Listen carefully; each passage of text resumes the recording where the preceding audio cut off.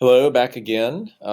This is part two of the COVID-19 visualizations presentation. Um, we are now going to turn from the daily reports data to the time series data. We'll focus on just looking for some time series plots of confirmed cases so far by country for a few selected countries to keep the graph from being way too busy. So suppose, for example, that you just wanted your countries to be the US, Italy, Germany, Spain, and France. So we create that little character vector. Before we go much further, we should have a more detailed look at the confirmed data table. So here it is.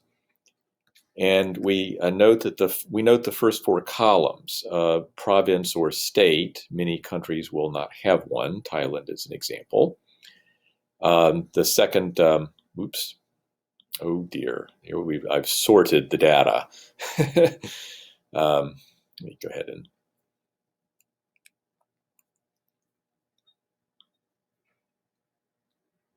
get back to normal. The second column is the country or region. Then the latitude and the longitude are reported. And then we have a great many other columns, one for every day. And we just see three of them here. Now, when we're making a line plot with ggplot2, if we want to have the day on the x-axis and the number of confirmed cases on the y-axis, well, this data frame just isn't glyph ready.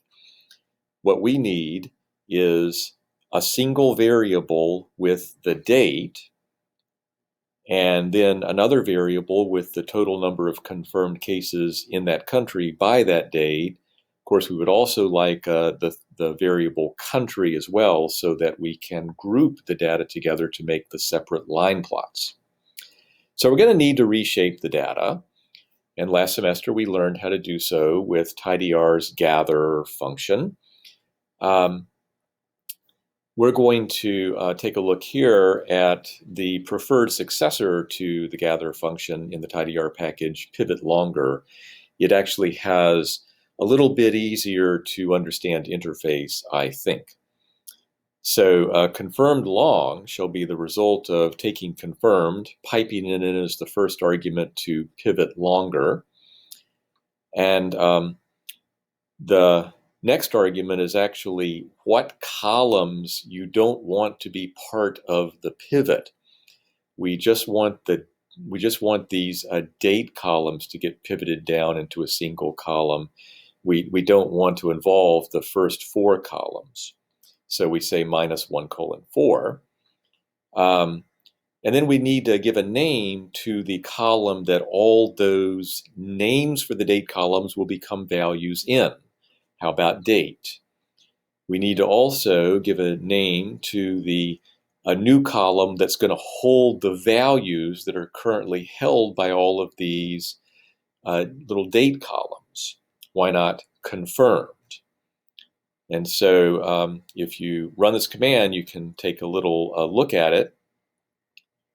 And you see, sure enough, the first four columns did indeed get left alone, but all of the dates have been gathered, and the confirmed values now appear in their own separate column.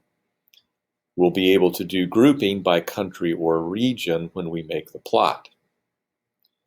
Still a little bit of data wrangling to go. We need to filter to the desired countries. And then we also need to deal with the fact that at the moment, the dates are actually just strings. We need to turn them into date objects. So we'll use lubridate for that. We also have to deal with the fact that some of the countries may be broken down by regions, and we would like the total number of confirmed cases in the whole country for each day. So we're going to have to group by country and then sum up the confirmed cases in each region in the group, in each region in the country.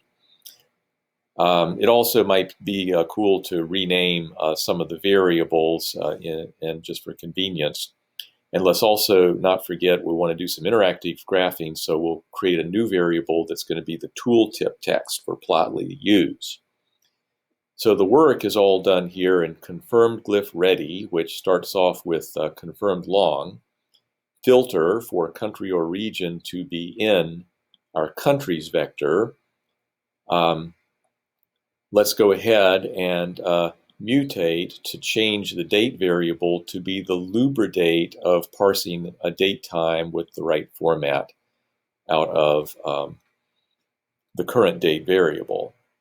We want to group by country or region and date, and then we want to summarize where the confirmed variable shall be the sum of the confirmed variables in the original data table. We will then rename country or region to something more convenient. How about country? And create our little new tip variable by gluing together some information. So we're going to have a little sentence, by such and such a date, such and such a country had so and so many confirmed cases of COVID-19. That's going to show up as on our tooltip in the line plots.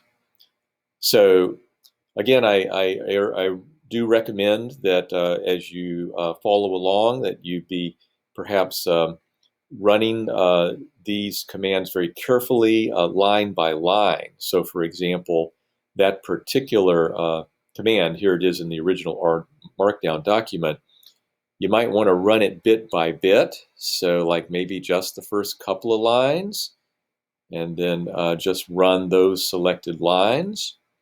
And then look at what confirmed glyph ready looks like. And then after some study of that, you could maybe see what it would be like when it's mutated, when the dates are mutated. What's the effect of that? Run the selected lines and see that now date really is an actual date. And similarly, proceeding line by line, that'll help you review all the data wrangling that we learned last semester. Anyway, the final product looks like this, and that's certainly glyph ready for line plots. Let's first, as a dry run, just make a regular non-interactive ggplot line plot. So we take confirmed glyph ready and pipe it into ggplot aesthetically, setting up the frame, mapping the x-axis to date and the y-axis to confirm. Let's use some line glyphs, mapping color to country, and all seems to be well. And this is Italy with many more cases than the other countries. So for the interactive plot, we just apply the techniques we've learned with ggplotly. We first we take that same code with one small addition. In the aesthetic call, we map a name, some new name that's hopefully not going to be an aesthetic that the name for some recognized aesthetic in our plot. How about label? Map it to the tip variable. Otherwise, the plot call is the same, but we store it, as it were, in the object P, and then we apply a ggplotly to P, where tooltip is equal to that label aesthetic that we set up back here. And I'm going to pipe that into config asking for display mode bar to be false, because the mode bar is not too useful in this type of graph. And now we get the nice tooltips in addition.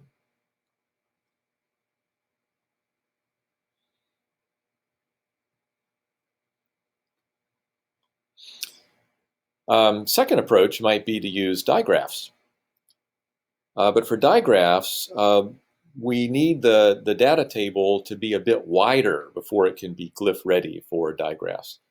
Remember, digraphs is quite happy to have a column that specifies the times that are going to be on the x-axis, but for each of the line plots, it needs a separate column for the values that go on the y-axis. So you'll need to do a little bit different data wrangling and it's contained here in this bit of code that produces confirmed glyph ready DG. So again, I recommend careful study line by line on your part.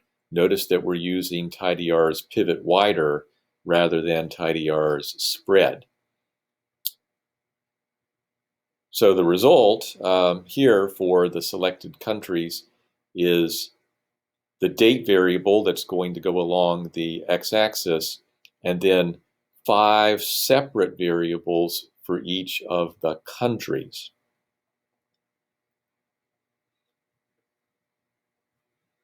And sorry, there seems to be two of these in the document. I'll remove one. Now, Digraphs is sometimes it's pretty good at guessing which of your variables in your data table is supposed to be the one on the x-axis. I don't think it's going to be able to guess this time because the France, Germany, Italy, Spain, and US variables have values that make it kind of look like they could be time values. So we're going to need to do a little processing on our data table to get it to go into Digraphs correctly. First of all, you want to create a variable that gives all of the dates that would actually go on to the x-axis arranged in proper order. So that's the dates here that comes from taking confirmed glyph ready digraph and arranging that data table by date, and then just isolate the one column date, pull it out as a vector, and there's going to be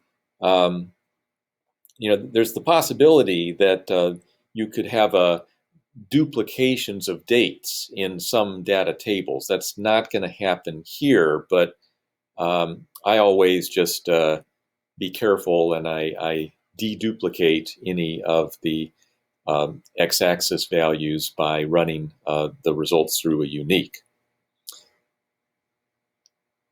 Now, once we've got dates set up, then we head to a package called XTS that's used for time series analysis.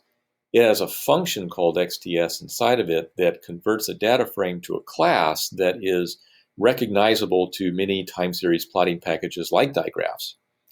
So I'm going to use it below. Confirmed glyph ready DG gets passed through XTS and then gets piped to Digraph, where the title of the graph is set to cumulative confirmed cases. And the result gets piped into DiRange selector, where the default date window is, and I just decided to do, the last month essentially. And the result is a nice data table where we can see the confirmed cases values up in the upper right-hand corner as we move along the graphs. And of course, the graphing window can be expanded. So let's head to include the 16th of March, and hey, maybe go back a little bit in time as well. Lovely digraphs. Now, thinking ahead to possible Shiny apps, you might want to encapsulate your work into a function so that a user could just specify like what countries they would like to make a digraph of. So the make digraph function accomplishes this. It's a simple encapsulation of all the same work, no modifications. And it works out pretty well. So if you run make digraph on, say, US, Spain, and Brazil, then you get the map that you desire.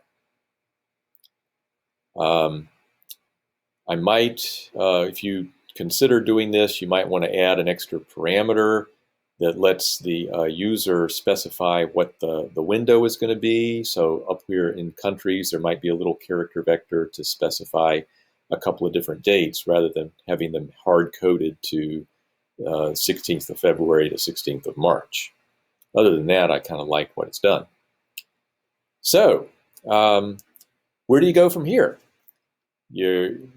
these are just very simple investigations that let us reproduce just a bit of the great analysis that's now being made available by data scientists all around the world.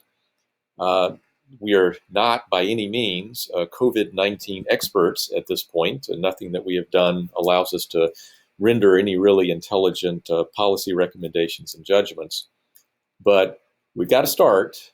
We've certainly got a good review of a lot of the data science tools that we have studied over the course of the entire academic year. I point out that you could also mine this activity for some pretty serious hints on current homework problems for Chapter 11. But you also want to look forward to the project at the end of the course. Maybe this can give you some ideas. We made a US map. What if you were to, say, try to make a world map of confirmed cases, or for deaths or recoveries, or to have all that information sort of included in tooltips on a world map? Can you extend the time series plotting to include information about deaths and recoveries? It would be essential to get more insight to consider finding some other data online that you could join with the CSSE data that we've got. Could you, for example, is there a way to find out how many people have been tested in these regions on each day for COVID-19, or at least for some of the regions? That might be possible for states in the US. If you can get hold of that data, then you could compute things like infection rates. That might be useful. And of course, any of the analysis that you've done could essentially be shinified. So give that some thought. We have many other project options to work on. If COVID-19 stuff stresses you out too much, then you can always fall back on the many other options that we have discussed so far. That's all for now. See you later.